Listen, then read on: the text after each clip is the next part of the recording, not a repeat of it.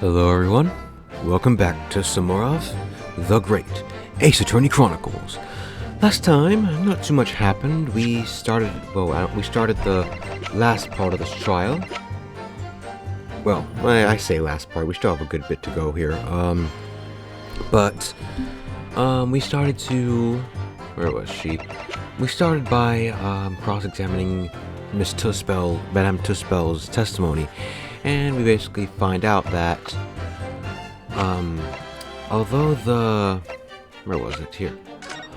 the death was confirmed at midnight, Madame Tuspel's was examining the body a good 4 hours later, I think.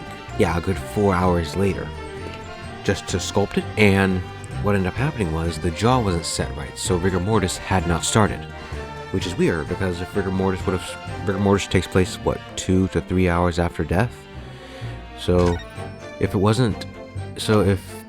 rigor mortis didn't activate, then the body didn't die. But the autopsy report, penned by Dr. Scythe herself, shows that he died at midnight. So, one of them is lying. And considering a dead body can't really lie, yeah, that doesn't exactly look good for Dr. Scythe. But we need to confirm this. And who better to confirm this than the guy who was at the scene in the article? Enoch Drebber himself. And that's basically where we are now, I think. What else is there? Drebber tried to say that it wasn't him, but in the article we just showed, it showed the person wearing an iron mask, which how would anyone know since it was a post-trial? And that's a few more things, but yeah, that's where we are now, I think, right? Yes, and then we talk about something else to him. Yeah, then a gunshot rings out. Drebber says no, but then Tuspels comes out saying that when she interviewed Drebber, there was a gunshot that rang out, so... yeah, and then Drebber tried to cover it up, but failed miserably. Anyways, we're supposed to tie him to the scene, but I forgot to do something crucial, so I press a crucial statement, so yeah, we're doing that now. So let's see. Soon afterwards, I was visited by a young woman who sculpted a model of me from wax. Hold it. That young woman being Madame Tuspels, of course. Precisely. I must say, I didn't expect to run into her again like this 10 years later. As I have explained, I went by the name published in the article and, comme ça, I found the man. Yes, the article in the Daily Circus, I think you said. I was a poor student with barely a penny to my name at the time. And the young lady put £5 in front of me. So, you readily consented to having a waxwork of yourself made and gave permission for it to be put on display? I did. I should sell what little I had to sell, I concluded. I remember now. I purchased something else from you that day, n'est-ce pas?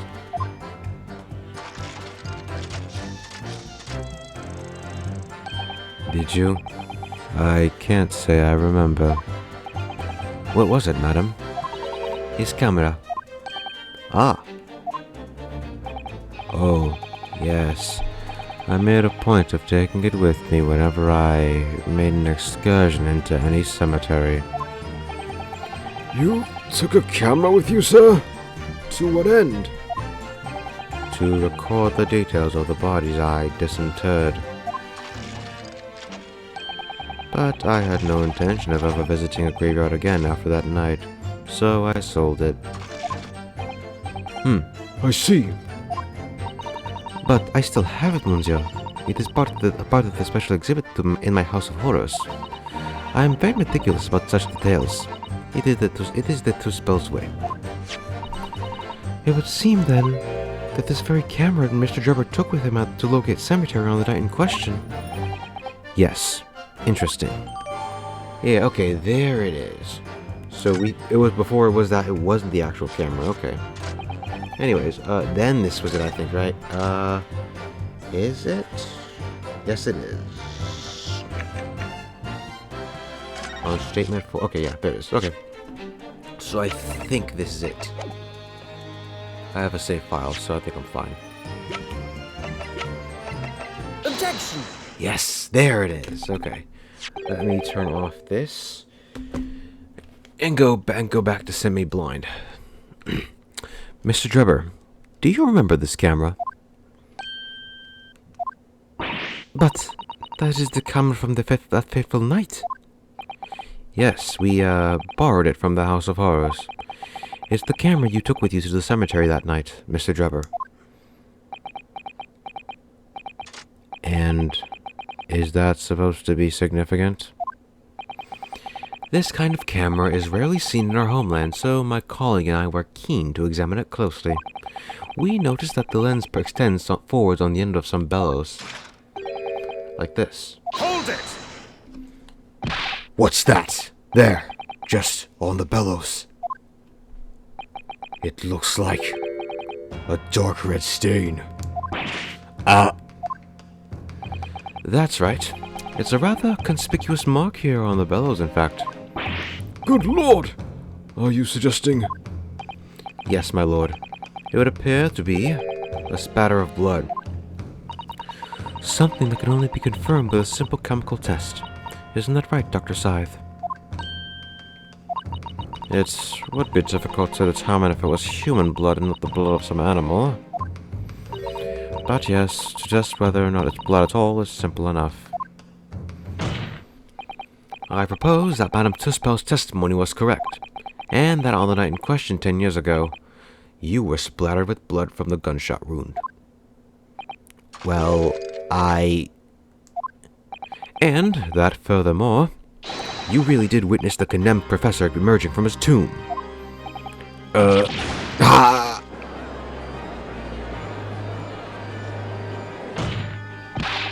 There's simply no way you could have forgotten such a traumatic experience. In other words, the only explanation is that you're trying to hide the fact that you saw the professor that night. Objection! But why? Why would he want to do that? Well, not for his own gain, it would seem. For whose, then? Who could benefit? Mr. Drebber is obviously lying in order to protect somebody. My goodness! He's shooting someone? Yes, my lord. And clearly, it's someone who doesn't want the truth about the professor coming back to life to be exposed. Well, Counsel, who is it then? Who is this witness trying to protect by lying about What he saw that night? Easy enough. It's Scythe, of course. After all, it would show that she's lying. Take that! The obvious answer is Dr. Scythe. Scythe? What devil do you mean? Imagine if the convict who'd been sentenced to death was not in fact killed. Imagine if that was to come to light.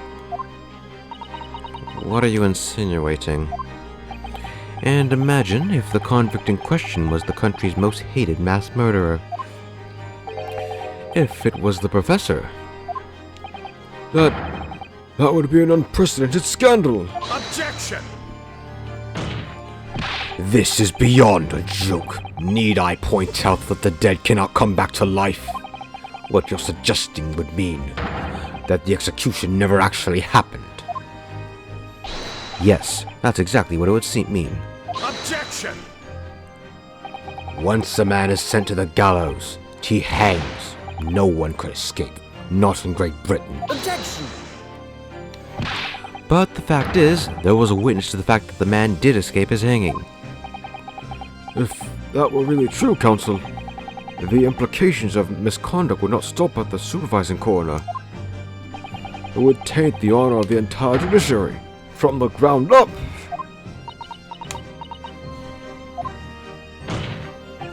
And it's exactly because of those monumental repercussions that Dr. Scythe would consent to any demand made of her by someone who threatened to expose the secret.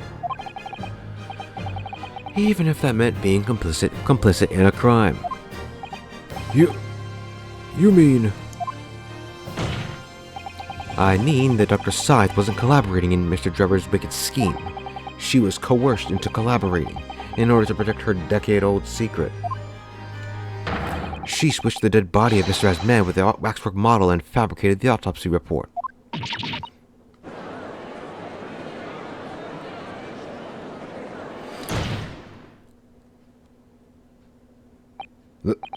Lord Van Zeeks. Pray forgive sorry, I wasn't reading. Pray forgive my freshly filled hollowed chalice and a whole raft of other discourtesies now. Goodness me! It's just the sort of tall tale Londoners would enjoy, I grant you. An executed killer rising from the dead. A Scotland Yard cover-up. A conspiracy at the highest levels. So, let me ask you one thing. What's that? If the condemned man really did emerge from his tomb that night only to be shot in the chest, who pulled the trigger? And disposed of him forever? Well, I have no idea at the moment. We have too little information to work that out at present, I think. I couldn't agree more. The Old Bailey's is no place for wild fantasies. And have you considered this, my learned Nipponese friend? Considered what?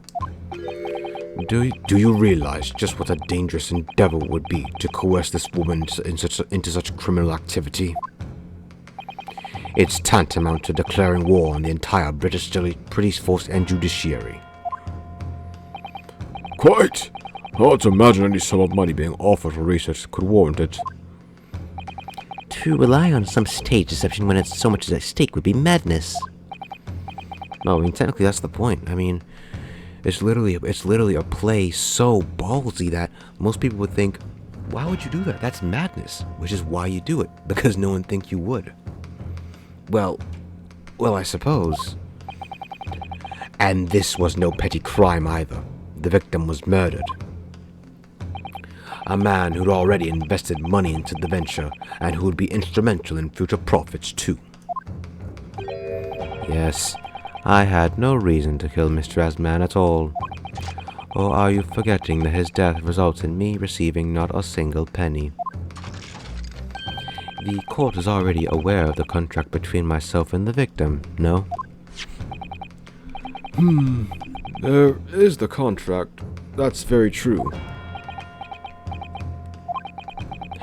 The motive for this case runs too deep, though. I can feel it. Using threats to force the head of the forensic investigation team to cooperate is extreme. Especially for a government grant he had no guarantee of receiving in the first place. If the research grant was the aim, taking Mr. Asman's life would have made no sense anyways. Which means, Mr. Drebber's motive wasn't money at all. He was just trying to kill Mr. Asman. But why? What was his motive then? Your time is up, my learned friend. I'd say you have one last chance before the jury lose their patience with this charade. Let's see if you can back up your heady proposals, shall we? How do you explain why this engineer would throw all caution to the wind and threaten his own country?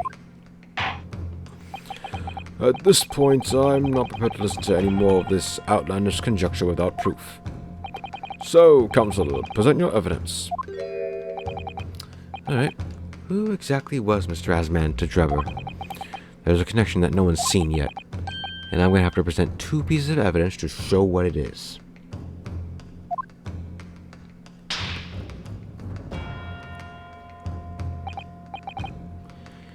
Yes, my lord. The evidence that establishes the motive and explains why the witness wanted the victim dead is right here. Alright, so, two pieces, which are conveniently right next to each other. If you look at the 10-year-old article, who pens themselves as the illustrator, the one that reported on the scene? Oh, as man, as I discovered last time. Take that! It's this newspaper article, my lord. That was written 10 years ago, and every detail has been examined already. What can it possibly tell us? That drivel should never have been written. It's typical gutter press nonsense that means nothing. Yes, on its own, it isn't particularly significant. However, when considered alongside another piece of evidence, it will completely explain your motive for wanting Mr. Asman dead. What other evidence? Counsel, you will present your supplementary evidence without delay. The evidence, when cross-referenced with the newspaper article, establishes a motive. Namely, this, though I don't know why. I guess because it has Mr. Asman's signature? Take that! It's this contract, my lord. Mr. Drebber, this is the contract you signed with Mr. Asman. Yes, that's right. The very document, in fact, that proves I had no reason to kill the man. No, I'm afraid not. What? There's something very significant that this newspaper article and the contract have in common. Really? And it's that common link that shows very clearly why you were determined to kill Mr. Odiasman. Looks at. I know the pun is supposed to be Odiasman, but I mean that's Odie's how it's pronounced, right? Whatever. It seems that the defense has uncovered something the rest of us have missed. So, my learned friend, point out what these two pieces of evidence have in common. Where exactly is the link between this newspaper article and the contract? Right here. Take that! What these two pieces of evidence have in common is a signature. Signature? The signature on the illustration that accompanies the 10-year-old article and the signature on the contract belong to the same person. What? As the court has heard, this illustration was drawn 10 years ago by the newspaper reporter who found Mr. Drebber and interviewed him about his ordeal. If you look closely, the reporter's signature can be seen in the bottom right corner of the drawing. And if you look at the contract here, which was signed between the witness and the victim last year, you can clearly see Mr. Asman's signature at the bottom. Let me see now. Good lord, yes! They're identical. In short, the journalist who drew the illustration and wrote the article published about Mr. Drebber 10 years ago was the victim of this case, Mr. Odiasman. Oh, yep.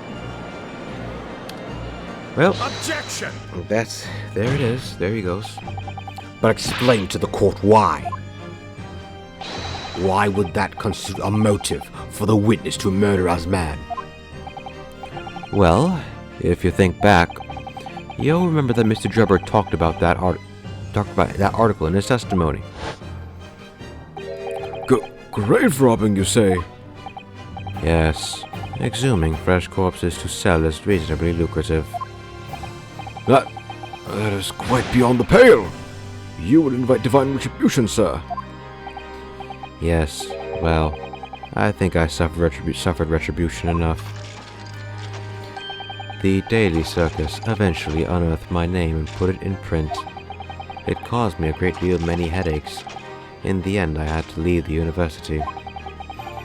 That was the only paper with the bad grace to identify me unambiguously, I might add. Yeah. Then he gave up on his dream of becoming a scientist because of that article. So of course he'd have a bone to pick with the guy that wrote the illustration and the article, I guess. I don't know.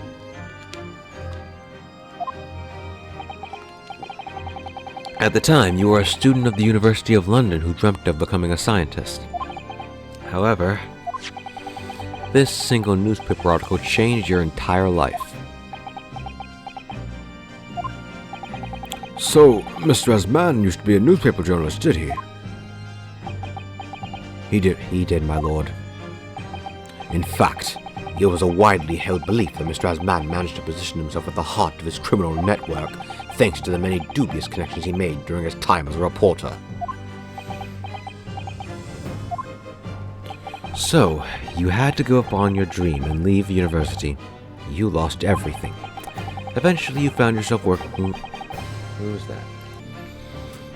Okay, sorry about that, just a slight interruption there. Eventually, you found yourself working in the field of science, but only in the shadows. And all because of that article, written by Mr. Asman. Enough.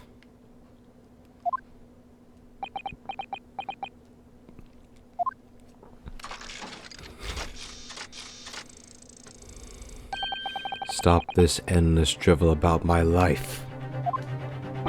What? Explain yourself, Mr. Drebber. Yes, it's true. I had to leave the university as a result of that article.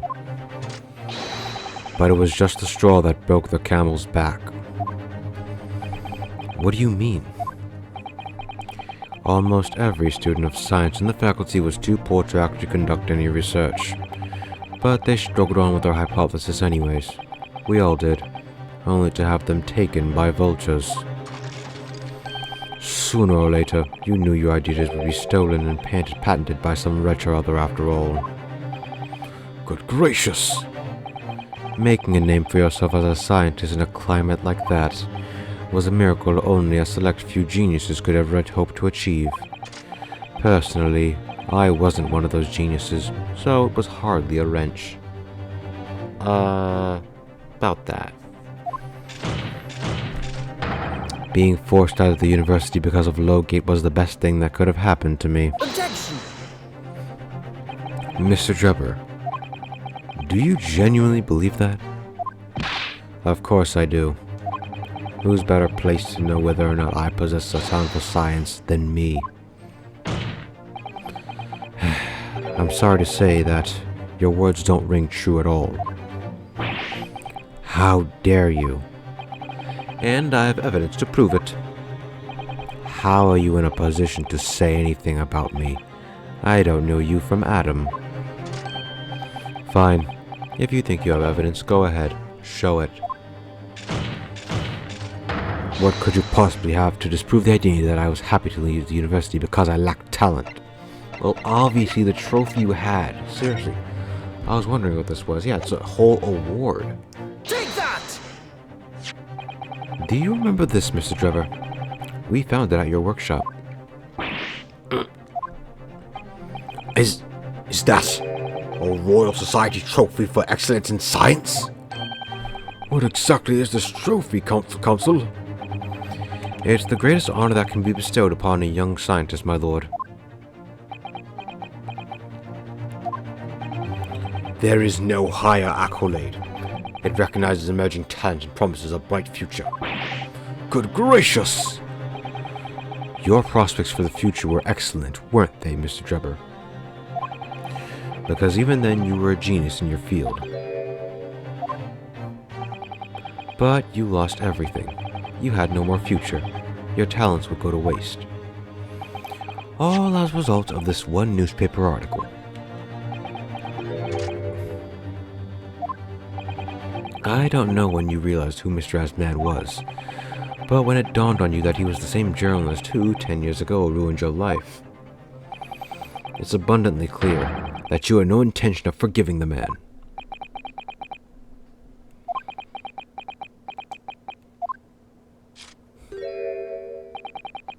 The truth is... Finally, he's gonna fold.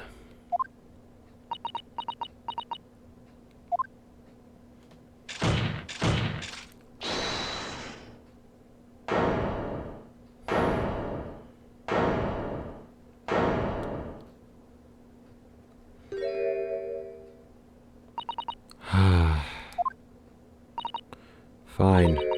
Clearly, this has run its course now. What? I admit it. All of it. What? What are you doing? It's exactly as the Japanese man said. I was coerced into going along with this man's plot to murder the victim, on the condition that he kept my dirty secret from 10 years ago. No. Good Lord! Yeah, you just randomly admit that you made a whole national cover-up? That you lied and covered it up on a national scale? Dr. Scythe! Do you realize what you're saying, woman? It's all true. That day, when I arrived at the Crystal Tower and saw the birdcage, my heart nearly stopped beating.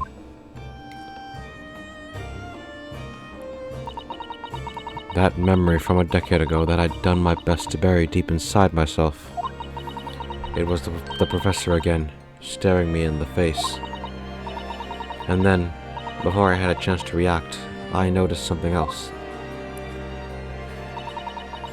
There was a note tucked inside the model's jacket.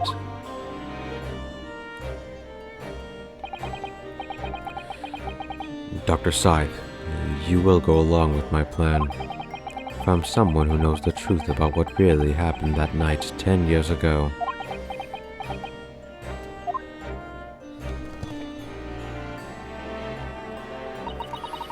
All of the instructions were there in the note.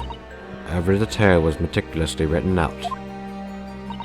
I had no choice but to do what it said. I made the necessary alterations to the scene and fabricated the autopsy report as instructed. There was really no other choice. It had to be done to protect the judiciary. I can only apologize now.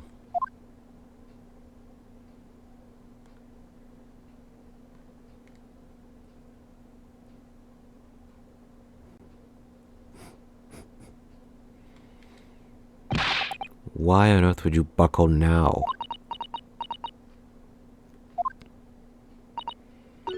Well, there's no point trying to hide it anymore, is there?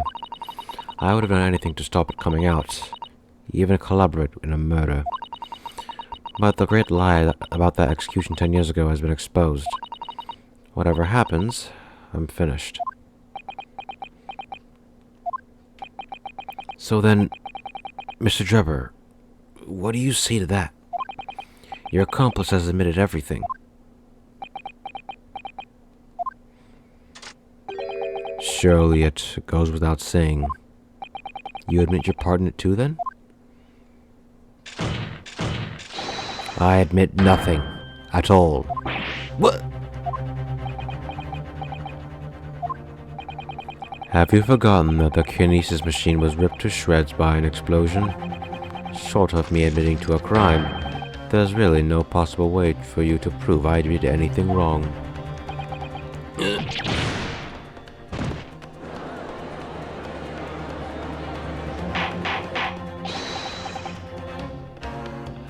Order! Order! Whatever this man says, I admit everything. He threatened to expose my secret, so I went along with his plan. And Lord Van Zeek's. Yes. I hope you'll accept my apologies. What happens next is in your hands, of course. I've heard more than enough now. I hereby present the final findings of this court. This trial is not the proper form for which to pursue the alleged wrongdoings of Mr. Drebber. The defendant is Professor Albert Harebrain. Very true. It had slipped my mind. Isn't he one of your closest friends? As the court has heard, Dr. Scythe has admitted to the allegations brought by the defense, and thereby absolving the defendant of any possible guilt. You mean... At the present time, it is the conclusion of this court that the defendant was not involved in any wrongdoing. Does the prosecution have any objection?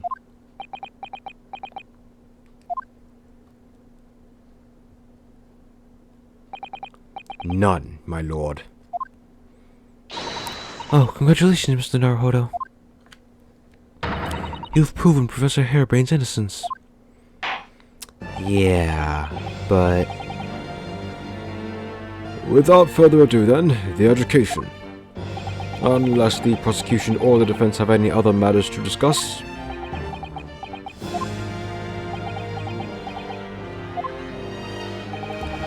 I don't know. This doesn't feel quite right, yeah. I mean, right as he was about to say the truth, she basically admitted everything. I don't know about you, but...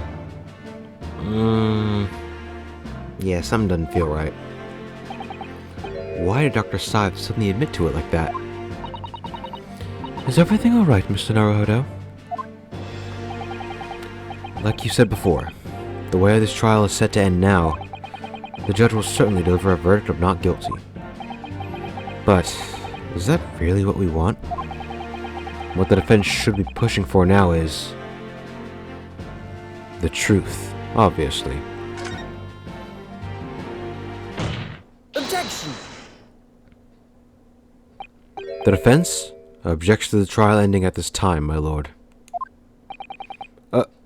I beg your pardon? We demand one final testimony. What?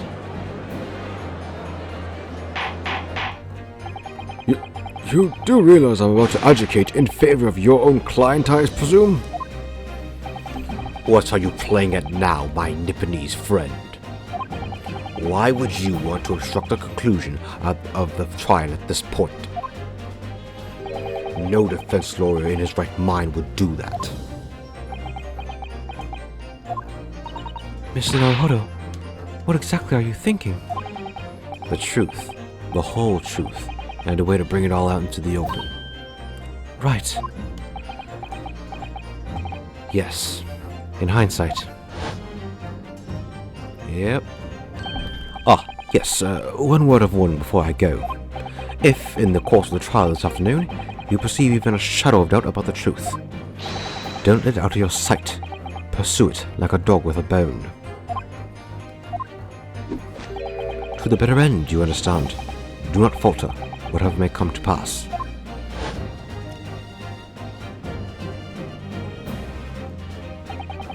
I'm sure Mr. Sholmes knew.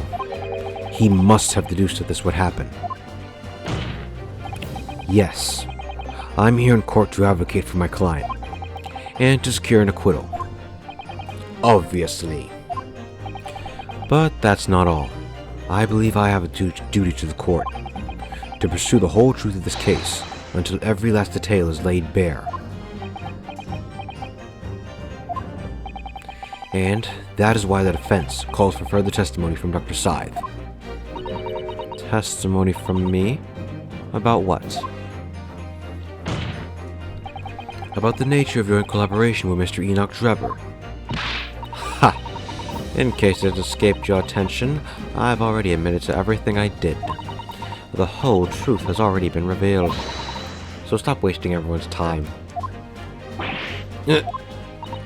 As his lordship has made very plain, your client will get the acquittal you wanted for him. There's simply no point protracting this business further with another tedious cross-examination. Objection!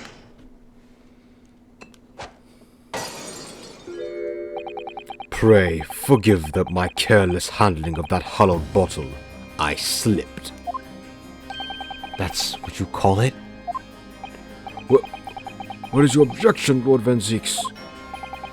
The prosecution. It also calls for supplementary testimony from the witness. Don't be stupid. If there is more to this case than has yet to come to light, then I will join my learned friend in pursuing the facts until the bitter end. You'll what? Lord Van Zieks. This is most irregular, to say the least. However, as the prosecution also calls for it, I will uphold the request.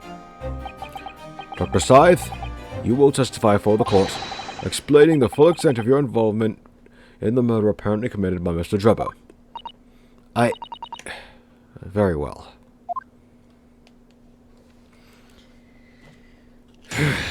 Alright then. Let's see what more we can glean.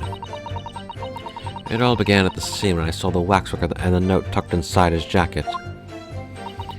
The actual body of the victim, as indicated in the note's instructions, was beneath the experimentation stage. The body had yet to be arranged, in certain ways to implicate the defendant, which was my job. I enlisted the help of the entire forensic investigation team to address the scene appropriately. The truth about the execution 10 years ago was a state secret of the highest level. I had to protect it. So I was right. The stage and the machine were all specially designed for the deception. So it seems, and all meticulously prepared. You did well to see through it. You're a very shrewd boy. So kind of you to say. And what about this autopsy report then? All I did was record the location of the body as being in the crystal tower instead of under the stage. That's all? That's a terrible corruption. Only my team were aware of the deceit, and then only under my explicit instructions. Nobody else at Scotland Yard knew anything about it, I assure you. We must be thankful for small mercies, I suppose. Well, I believe that testimony has clarified everything. There's no particular need for cross-examination, I would say. No, I disagree. I can't shake the feeling that something's wrong. Just look at that expression on Dr. Scythe's face. It's the defense's right to cross-examine any witness following testimony. What is it about you Japanese that makes you all so doggedly persistent? Very well. If you so desire, Consul, proceed with the cross-examination. Yes, my lord.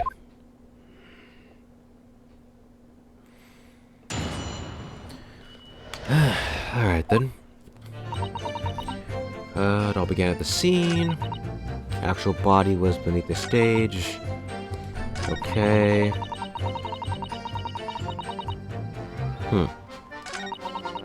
Truth about the execution is a state secret at the highest level. Alright.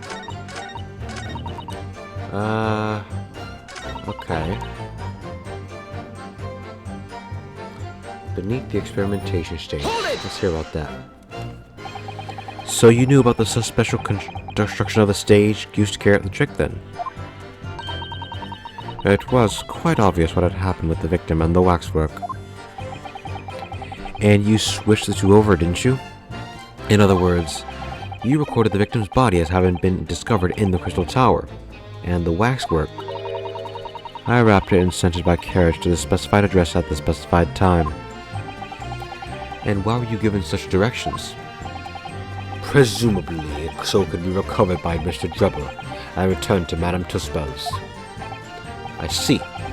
And then you put the birdcage back on the experimentation stage. Yes, although someone obviously made a mistake about which cage should go where. I thought I had made it perfectly clear to the team, but still. I suppose you were focused on the victim's body, that being a more important detail.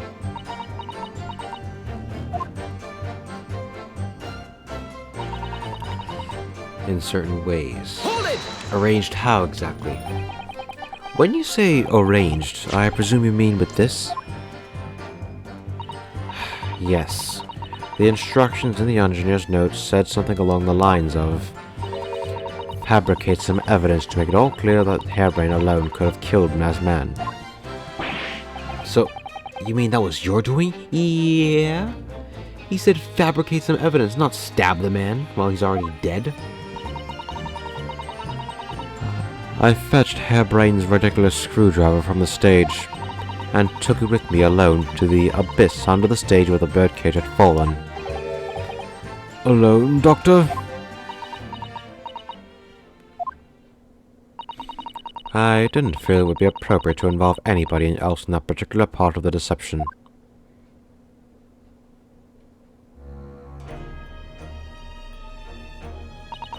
There was a void under the stage where I found the birdcage lying in dirt.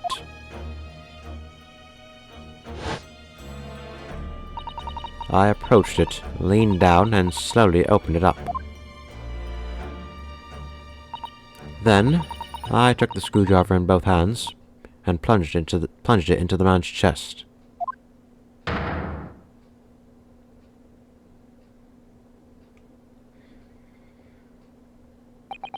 And then you noted that in your fake autopsy report as a fictitious cause of death. Exactly.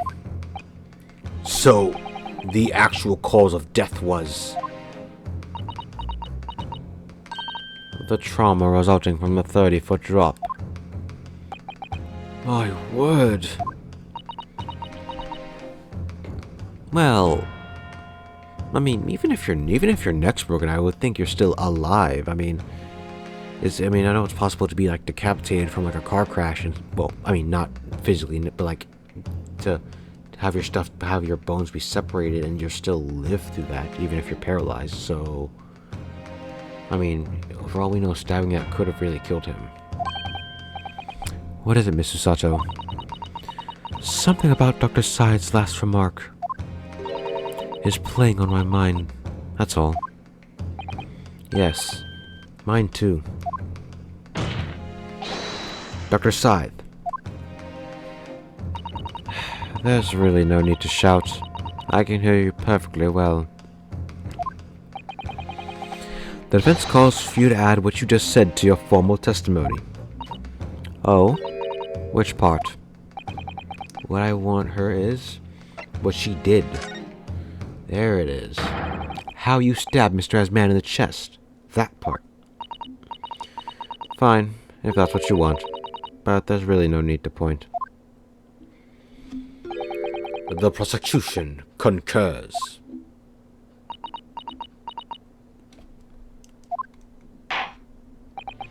Very well. You will supplement your testimony now, witness. If you wish, my lord. I stood over the victim's corpse where it lay in the toppled cage and plunged the screwdriver into the chest. Right. And this apparent stab wound to the chest, right in the heart. Wow. Huh.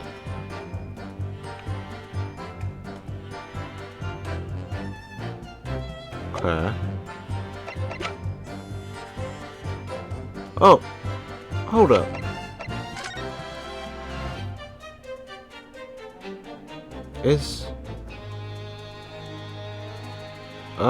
Wait.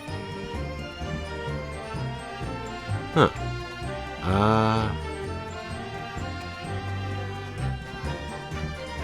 Wait. No. I'm trying to think. Because we see the mark here, and there's a blood trail. But how exactly... I mean, if he already died following the 30-foot drop, and presumably was there for a while, his blood shouldn't have been flowing. There should have been a mark here, yes, but there was a whole trail. If he was dead already, how exactly was that possible?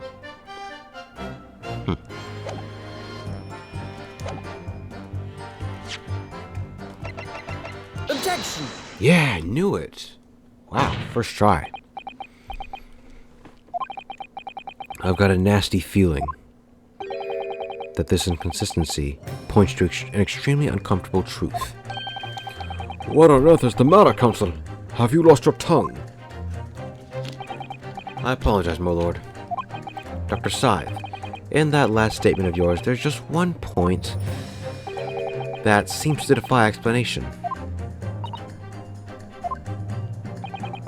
Out with it, my learned friend. There's an obvious inconsistency between your description and this photograph, which shows the victim in the birdcage following the events that led to his death. Objection! The court has already examined that photograph in depth. There's nothing new that we can learn from it. Objection! Yes, we've already considered it, that's true. But we now know the facts to be different. What do you mean? I believe we should let the defense explain. Well, in this photograph will we see the alleged inconsistency in the witness's statement. Right here. Take that! Look closely at the bloodstain on the victim's chest. It clearly extends in a downwards direction towards the man's feet. Yeah, that's what I was wondering, because like, if he was already laying down, how would it go that way? Was he standing up? But that doesn't make sense, does it? What? And why is that significant, counsel? If the victim was stabbed moments before the kinesis machine was set in motion, that's entirely expected. Ah! Of course! No, that's not what happened. Exactly, my lord. Dr. Scythe made it very clear in her testimony just now that the point at which she stole Professor Harebrain's screwdriver and stabbed the victim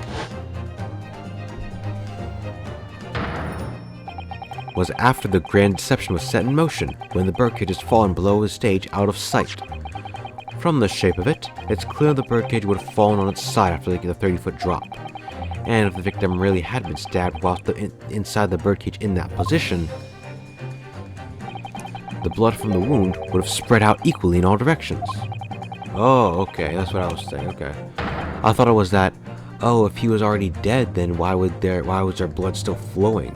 Why would it flow? Why would it, like, shoot out downwards? Wouldn't it just pool up there? But no, okay. Well, For it to have formed the longitudinal appearance we see in the picture is inconceivable.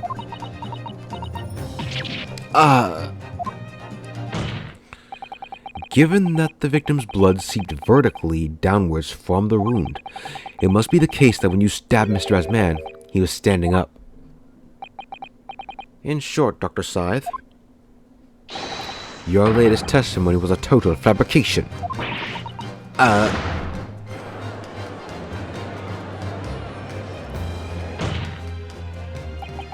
knew it. I was right. Now I've identified that contradiction. There's only one way to explain the facts. We've all been under a great misapprehension here. What? What sort of misapprehension?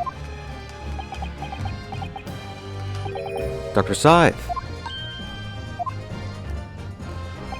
you claim you were coerced into helping Mr. Drebber, as a result of the note he left in the waxwork.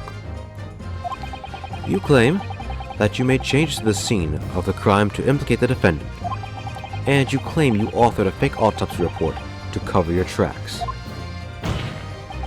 But one of those claims is an out-and-out lie, because the question of what bloodstain really tells us has only one possible answer. If that is the case, what is it, man? Counsel, Counsel, you've clearly struck upon a revelation. Now tell the court what it is. Which part of Dr. Scythe's story is shown to be a lie about the contradiction of her testimony? The stabbing part. The answer is very simple if you consider the sequence of events. If, when the victim was stabbed, the blood from the wound seeped downwards as it did, we can be sure that the victim must have been either sitting or standing upright at the time. But as you rightly pointed out, the birdcage would have fallen on its side when it fell beneath the stage. Yes, it would, which tells us that the victim must have been in that position of his own accord. Objection! That's impossible. The man was dead, remember? No, that is the misapprehension. Right, it was... When the birdcage fell from the stage into the void below, it must have hit the ground with considerable force.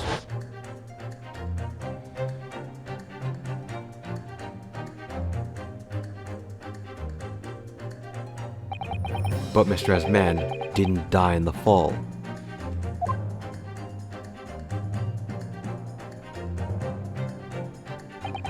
He probably lost consciousness for a while, but when he came round, he got to his feet to climb out of the cage. Just as Dr. Scythe appeared.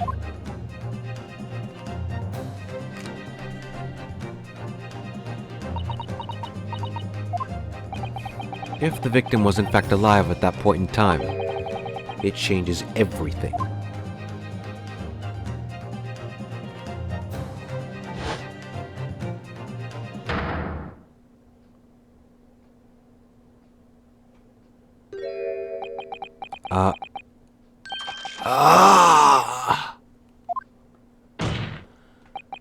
Mr. Asman's killer wasn't the defendant, Professor Albert Harebrain, nor was it the mastermind behind the stage trickery, Mr. Enoch Drebber.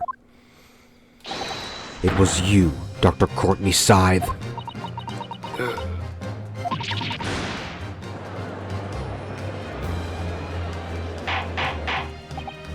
Order! Order! Can this possibly be true? Have you been taking me for a fool? It was you, wasn't it? You killed him. You hoped that by admitting to being an accomplice in Mr. Drebber's scheme, the trial would end, before you were accused of a far worse crime. Cold-blooded murder. Oh, do shut up. You're so desperate now you're making all this up. As if I would do something like that. Objection! I assure you, the defense is not desperate, Doctor. Mr. Naruhodo has established the facts using evidence and logic alone. Ha! Logic?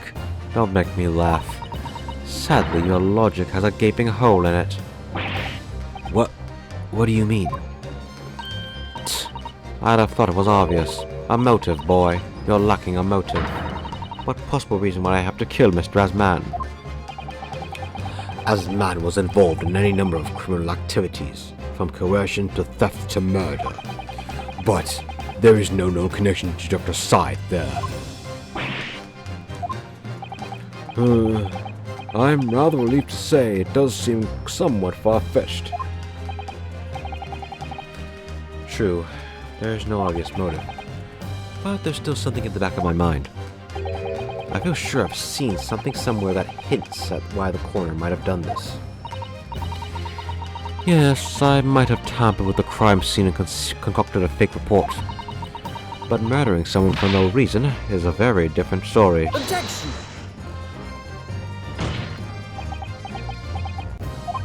No.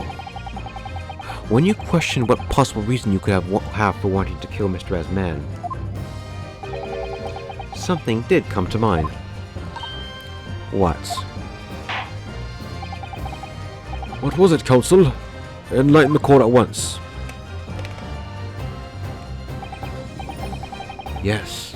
We saw it yesterday, didn't we? Something that seemed strange, but we had no reason to suspect it at the time.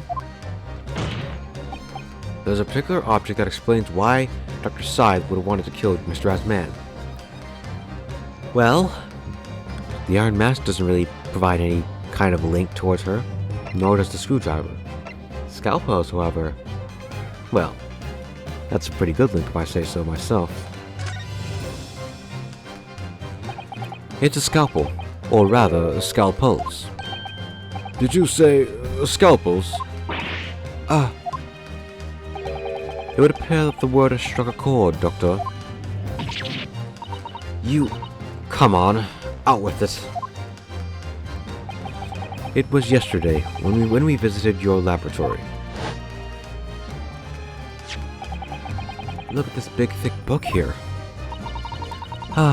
It appears to be an accounting ledger. It is a record of the forensic investigation team's spending, I think. Oh. What is it? It's clear that the team purchases various equipment and supplies on a monthly basis, but... well, one entry seems rather strange. Really? In what way? They're buying 500 scalpels every month. Yeah, what do you need 500 scalpels for? 500 scalpels a month? At first, I wondered what on earth you could be using that many scalpels for. But actually, I realize now it's not the scalpels themselves are significant. It's the money for them, disappearing every month from the department's accounts. Asman's criminal organization relied heavily on extortion for its funding. Tracing the money back from the forensic investigation team's account to find where it's going would be extremely straightforward.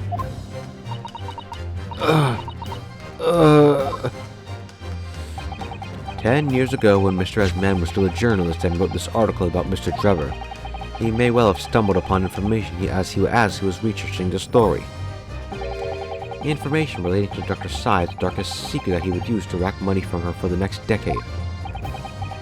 Her darkest secret? Good lord! You mean...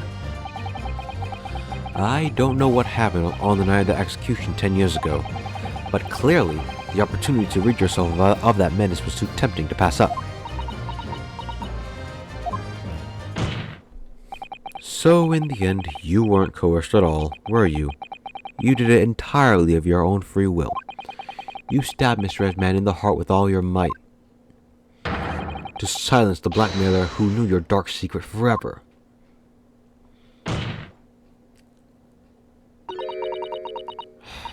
You'll never understand.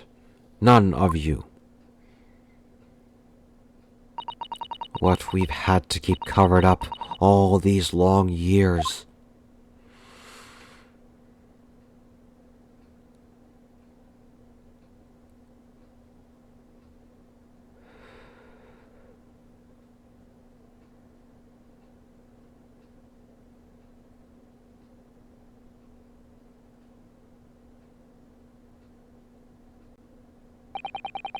Well, considering what's happened next, I think I want to end this here because there's some pretty longer scenes after this, so I'm gonna end this here.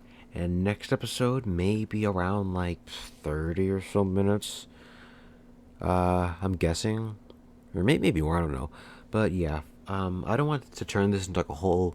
We're already like 58 minutes in, so I don't want to turn this into a whole like hour and 30-minute video. So I'm gonna end this here. Yeah. Thank you all for watching, and where was I? I was at 5. Yes. Okay. It's number 6. Oh, it's October. Yeah, it's October. Wow, it's literally been like a year since I started recording this Let's Play. I mean, I know this has already been like the longest Let's Play I've done at around like over 60 episodes, but wow. A full year of Let's Playing this game alone. Huh. Well, I mean, to be fair, I did switch over to No Straight Roads like halfway through. But hey, wow. Anyways, next time, we're gonna just finish off the rest of this trial. I don't imagine it'll take much longer, so, yeah. With that being said, thank you all for watching, and I'll see you all next time.